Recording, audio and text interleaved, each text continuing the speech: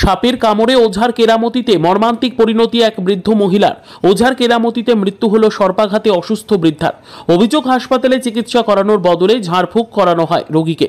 ঘটনাটি মালদহের কালিয়াচক থানার সুজাপুরের বামনগ্রাম এলাকায়। জানা গিয়েছে, মৃত মহিলার নাম নাজেরা বিবি, বয়স 50। মৃত বৃদ্ধ মহিলার পরিবারে রয়েছে স্বামী রব্বানী শেখ। মৃত মহিলার বৌমা হাসিনা বিবি জানান, বৃদ্ধ শাশুড়িকে সাপে কামড়ানোর পর ওঝার কাছে নিয়ে যাওয়া হয়। সেখানে ঝাড়ফুঁক করেন ওঝা। এরপর পরিবার তাদেরকে জানানো হয় যে ঝাড়ফুঁক করার পর সমস্ত বিষ শরীর থেকে নামিয়ে দেওয়া হয়েছে। পুরোপুরি সুস্থ হয়েছেন ওই বৃদ্ধ মহিলা। ওঝার কথা মতো মহিলাকে বাড়িতে আনার পর রোগীর শারীরিক অবস্থার অবনতি হয়। এরপরে হাসপাতালে আনার পরই তার মৃত্যু হয় শাশুড়ির। ঘুমিয়েছিল, তারপরে নিচে ঘুমিয়েছিল, তারপরে কি সাপ কামড়ে।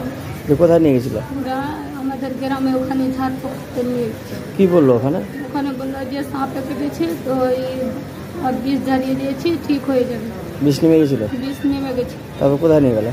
বিষ নেমে গেছে, তো ওখানে আবার ছটফট করতে লেগেছে, তখন কাজ সুজাপুর হসপিটালে দিয়ে এখানে নিয়ে আসলা? এখানে নিয়ে মারা গেছে? মারা গেছে। কতটা ঝাড়ফুঁক করেছিল? 5-10 মিনিট মতন। এ বিষয়ে মালদা মেডিকেল কলেজ হাসপাতালের অধ্যক্ষ পার্থপ্রতিম মুখোপাধ্যায় বলেন, সাপের কামড়ের পর প্রাথমিকভাবে স্থানীয় হাসপাতালে নিয়ে গিয়ে রোগীকে চিকিৎসা করানো প্রয়োজন। মানুষকে সচেতন হতে হবে। আমরা নিয়মিত সচেতনতামূলক কর্মসূচি করছি। না, আমার মনে হয় এটা তো অত্যন্ত খবরটা খুবই খারাপ খবর এটা একটা।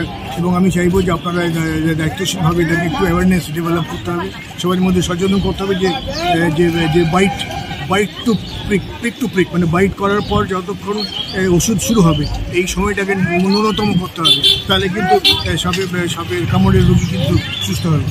এখানে কিন্তু ওই যত সময়টা কম হবে ফ্রম বাইট টু প্রিক, এইটা কিন্তু খুব ইম্পর্টেন্ট। এটা করতে জরুরি। সেই জন্য আমরা বলছি, যখনই সাপে কোনো দংশন করবেন তখন তাকে প্রাথমিকভাবে তাকে প্রথমে চিকিৎসা দিতে হবে, এবং সেই চিকিৎসা যত তাড়াতাড়ি করবেন তত তার সুস্থ হওয়া সম্ভব।